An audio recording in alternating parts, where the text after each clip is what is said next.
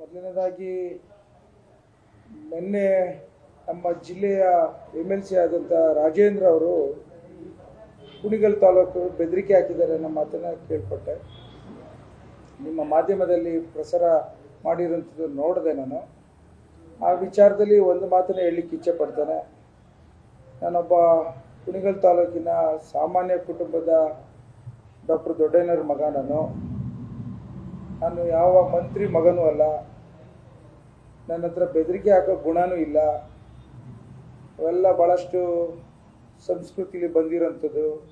ನಮ್ಮ ಮಾರ್ಗದರ್ಶಕರಾದಂಥ DK ಶಿವಕುಮಾರ್ ಸಾಹೇಬರು ಪಕ್ಷದ ಅಧ್ಯಕ್ಷರಾಗಿ ಒಬ್ಬ ಶಾಸಕರ ಚೌಕಟ್ಟೆಷ್ಟು ನಡವಳಿಕೆ ಯಾವ ರೀತಿ ಇರಬೇಕು ಅನ್ನೋದು ಹೇಳ್ಕೊಟ್ಟಿರೋಂಥದ್ದು. ಸೊ ಹಾಗಾಗಿ ನಾನು ಪಕ್ಷದ ಚೌಕಟ್ಟಲ್ಲಿ ಒಬ್ಬ ಶಿಸ್ತಿನ ಸಿಪಾಯಿಯಾಗಿ ಕೆಲಸ ಮಾಡಿರೋಂಥ ಹಿನ್ನೆಲೆಯಲ್ಲಿ ನಾನು ಆ ಥರ ಯಾವುದೇ ರೀತಿಯಲ್ಲೂ ಗುಣಗಳನ್ನು ಇಲ್ಲ ಅಂತ ಹೇಳಲಿಕ್ಕೆ ನಾನು ಇಚ್ಛೆ ಪಡ್ತೇನೆ. ಹಾಗೂ ಇವತ್ತು ಮತ್ತೊಂದು ಏನು ಆರೋಪ ಮಾಡ್ತಾ ಇದ್ದಾರೆ ಅಂತಂದರೆ, ಅವರು ಎಲ್ಲೋ ಒಂದು ಕಡೆ ಮಧುಗಿರಿ ಮತ್ತು ಕೊರಟಗೆರೆ ನೀರನ್ನು ತೆಗೆದುಕೊಂಡು ಹೋಗ್ತಾ ಇದ್ದಾರೆ ಅಂತ ಆರೋಪ ಮಾಡ್ತಾರೆ.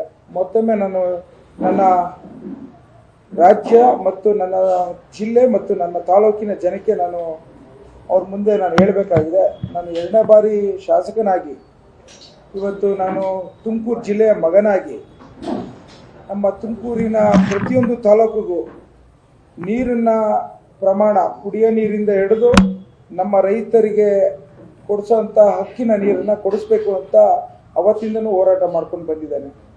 ಒಂದು ಉದಾಹರಣೆ ಅಂತಂದರೆ, ನಮ್ಮಲ್ಲಿ ಕುಣಿಗಲ್ ತಾಲೂಕಿನ ಹಿರಿಯ ರಾಜಕಾರಣಿಗಳಾದಂಥ ದಿವಂಗತ ವೈಕೆರಾಮಯ್ಯನವರು ಮತ್ತು ದಿವಂಗತ ಉಚ್ಮಾಸ್ತಿಗೌಡರು ಹಾಕಿದಂಥ ದಾರಿಲಿ ನೀರಿನ ಸಮಸ್ಯೆನ ಪರಿಹರಿಸಬೇಕು ಅಂತೇಳಿ ಮಾಜಿ ಸಂಸದರಾದಂಥ DK ಸುರೇಶ್ ಸಾಹೇಬರು ಮತ್ತು ನಮ್ಮ ಉಪಮುಖ್ಯಮಂತ್ರಿಗಳಾದ DK ಶಿವಕುಮಾರ್ ಸಾಹೇಬರು ಪ್ರತಿ ಹಂತದಲ್ಲೂ ಹೋರಾಟ ಮಾಡಿ ಇಂದಿನ ಕುಮಾರಸ್ವಾಮಿ ಅವರ ಸರ್ಕಾರದಲ್ಲೂ ಸಹ 614 ಕೋಟಿ ಕಾಮಗಾರಿ ಅನುದಾನವನ್ನು ಕೊಟ್ಟಿದ್ದಂಥ ಹಿನ್ನೆಲೆಯಲ್ಲಿ BJP ಸರ್ಕಾರ ಬಂದ ತದನಂತರನ ನಿಲ್ಲಿಸಿರೋಂಥದ್ದನ್ನು ಮತ್ತೊಮ್ಮೆ ಹೋರಾಟ ಮಾಡಿ ಉಪಮುಖ್ಯಮಂತ್ರಿಗಳು DK ಶಿವಕುಮಾರ್ ಸಾಹೇಬರು 1,000 ಕೋಟಿ ರೂಪಾಯಿನ ಅನುದಾನವನ್ನು ಬಿಡುಗಡೆ ಮಾಡಿಕೊಟ್ಟಿದ್ದಾರೆ.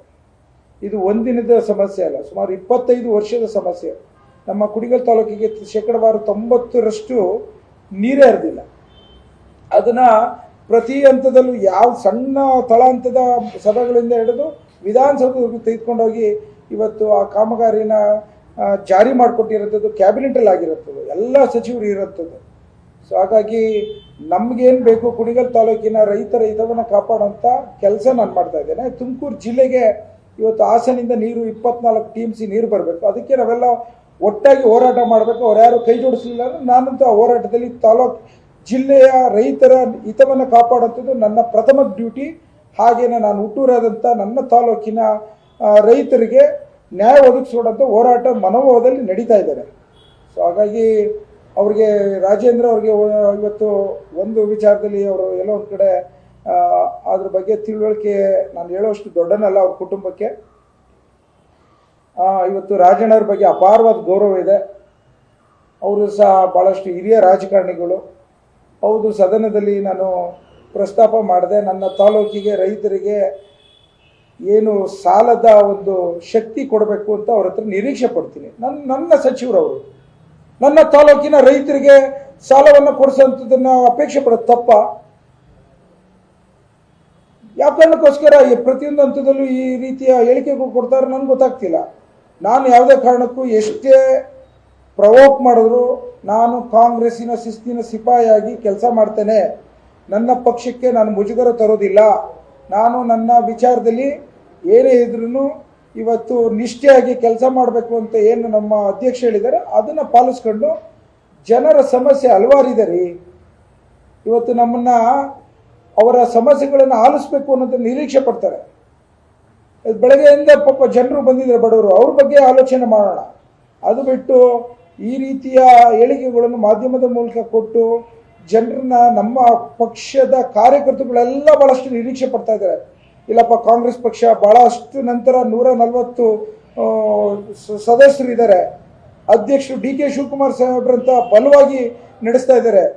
ಒಂದು ವಿಶೇಷವಾಗಿ ನಮ್ಮ ಮಾನ್ಯ ಮುಖ್ಯಮಂತ್ರಿಗಳಾದ ಸಿದ್ದರಾಮಯ್ಯ ಸಾಹೇಬರು ಸಮರ್ಥರಿದ್ದಾರೆ.